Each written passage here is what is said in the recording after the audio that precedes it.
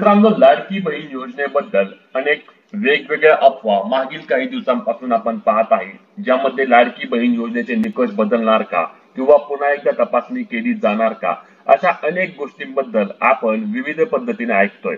परंतु आता यामध्ये तुम्ही पाहू शकता की लाडकी बहीण योजनेचे निकष बदलणार का, अजित पवारांनी स्पष्ट सांगितले. म्हणजेच की जे महाराष्ट्राचे माजी अर्थमंत्री आहेत आणि आता पुढे देखील त्यांच्याकडेच अर्थ खाते जाणार असल्याचे बोलले जात आहे. आणि त्यामुळेच अजितदादांनी आता स्पष्टपणे सांगितले आहे की लाडकी बहीण योजनेबद्दल पुढे काय होणार किंवा निकष बदलणार का.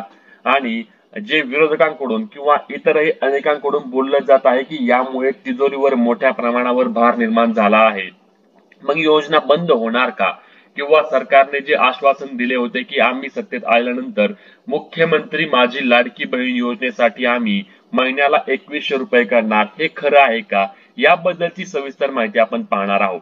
तर यामध्ये बघा, तुम्ही स्पष्टपणे पाहू शकता की महाराष्ट्र राज्यातील महिलांच्या आर्थिक स्वातंत्र्यासाठी, त्यांच्या आरोग्य व पोषणामध्ये सुधारणा करणे आणि कुटुंबातील त्यांची निर्णायक भूमिका मजबूत करण्यासाठी राज्य सरकारने 6 महिन्यांपूर्वी मुख्यमंत्री माझी लाडकी बहीण योजना सुरू केली आहे.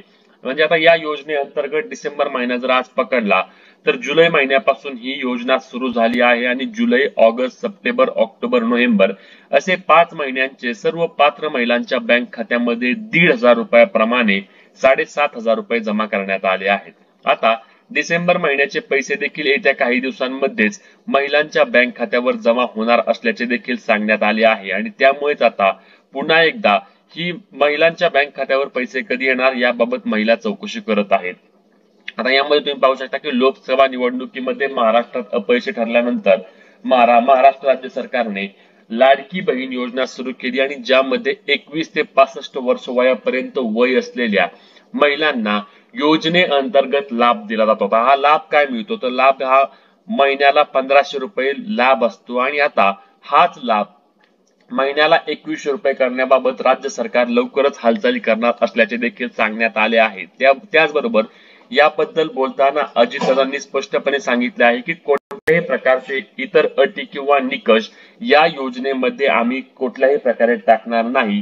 तसेच आता जरी कोणत्या महिलांची बँक खाती जरी चेक झाली किंवा लाडकी बहीण योजनेमध्ये पात्र असलेल्या महिलांची खाती जरी चेक झाली तरी ते अशा महिलांची चेक होणार आहेत की जे चुकीच्या पद्धतीने या योजनेचा लाभ घेत आहेत. कारण आपल्याला माहिती आहेच की यामध्ये योजना सुरू केल्यानंतरच काही निकष देण्यात आले होते आणि निकषांमध्ये पात्र असलेल्या महिलांना योजनेचा लाभ देण्यासाठी राज्य सरकारच्या वतीने आवाहन करण्यात आले होते.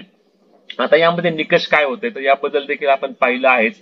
आणि आता देखील आपण या निकषांबद्दल सविस्तर पाहूया, जेणेकरून निकष काय होते याबद्दल देखील तुम्हाला माहिती मिळणार आहे. तर यामध्ये निकष असे होते की यामध्ये लाडकी बहीण योजनेचा लाभ घेण्यासाठी, तर निकषाबद्दल बोलायचे झाल्यास लाडकी बहीण योजनेचा लाभ घेण्यासाठी महिलेच्या कुटुंबाचे वार्षिक उत्पन्न हे 2.5 लाखांपेक्षा कमी पाहिजे.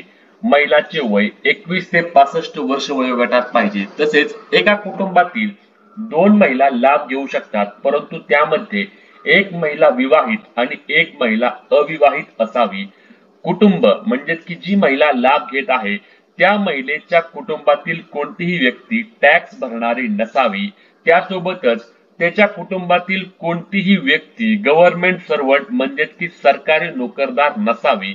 अशा काही अटी टाकण्यात आल्या होत्या. त्यासोबतच कुटुंबामध्ये 4 चाकी वाहन, ट्रॅक्टर सोडून इतर कुठलेही 4 चाकी वाहन असल्यास अशी देखील कुटुंबातील महिला या योजनेचा लाभ घेण्यासाठी पात्र नव्हती, असे स्पष्टपणे लाडकी बहीण योजनेच्या निकषांमध्ये स्पष्ट करण्यात आले होते. त्यासोबतच तुम्ही अर्ज करताना जे हमीपत्र होते त्या हमीपत्रावर या सर्व अटी नमूद करण्यात आल्या होत्या.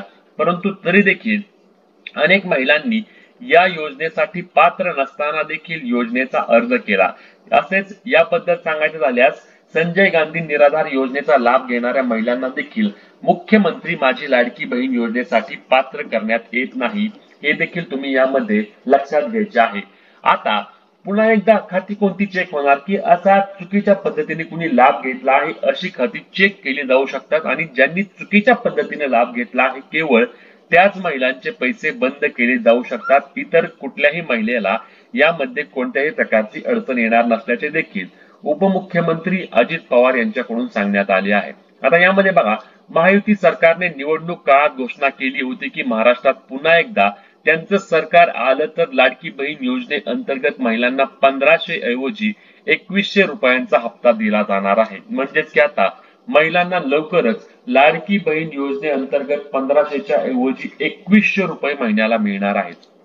तर दुसऱ्या बाजूला दबक्या आवाजात चर्चा होती की निवडणूक झाल्यावर ही योजना बंद होईल किंवा या योजनेचे निकष बदलले जातील, सरसकट सर्वच महिलांना या योजनेचा लाभ मिळणार नाही, अशा पद्धतीची चर्चा सुरू होती। त्यातच नोव्हेंबर महिना संपला आणि अजून या महिन्याचा योजनेचा हप्ता महिलांना वितरित केला नाही।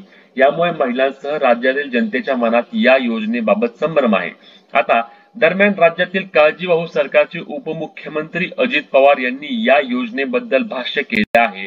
तसेच महिलांच्या मनातील संभ्रम दूर करण्याचा प्रयत्न केला आहे आणि अजितदादांनी यामध्ये स्पष्ट सांगितले आहे की लाडकी बहीण योजनेच्या निकषांमध्ये कोणत्याही प्रकारचे बदल केलेले नाहीत। ज्येष्ठ सामाजिक कार्यकर्ते व लेखक बाबा आढाव हे पुण्यात आत्मक्लेश आंदोलन करत होते। देशातील लोकशाही टिकावी, संविधानाचं रक्षण व्हावं या मागणीसह महाराष्ट्राच्या विधानसभा निवडणुकीत आर्थिक गैरव्यवहार झाल्याचा, ईव्हीएमचा दुरुपयोग झाल्याचा संशय व्यक्त करत बाबा आढाव हे उपोषणाला बसले होते आणि याच वेळी त्यांच्या आंदोलनाला भेट देण्यासाठी काळजीवाहू उपमुख्यमंत्री अजित पवार यांनी त्यांच्या आंदोलनस्थळी भेट दिली होती आणि त्यावेळीच त्यांना लाडकी बहीण योजनेबद्दल काही प्रश्न विचारले गेले होते। तसेच महिलांच्या मनात असलेले संभ्रमाबद्दल देखील अजितदादा यांनी स्पष्टपणे माहिती सांगितली की कोणत्याही बहिणीने यामध्ये घाबरून जाण्याची काळजी नाही।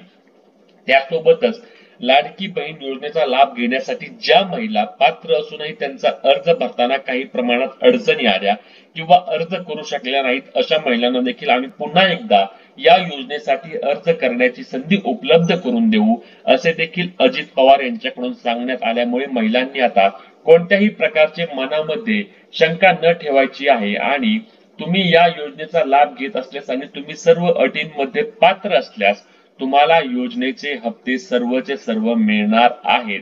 यामध्ये तुम्ही कोणत्याही प्रकारची मनात शंका ठेवण्याचे कारण नाही आणि यामुळेच लाडकी बहीण योजना असेल किंवा राज्यातील इतरही सर्व ज्या योजना पुढे येणार आहेत, तसेच सरकारी नोकर भरतींचे अपडेट असतील, याबद्दलची सविस्तर माहिती पाहण्यासाठी तुम्ही आपल्या चॅनलला सबस्क्राईब करून ठेवायचे आहे। तसेच ही व्हिडिओ जास्तीत जास्त तुमच्या व्हॉट्सअप ग्रुपला शेअर करायची आहे आणि आमच्या व्हॉट्सअप ग्रुपला जॉईन करण्याची लिंक देखील डिस्क्रिप्शन मध्ये देण्यात आली आहे।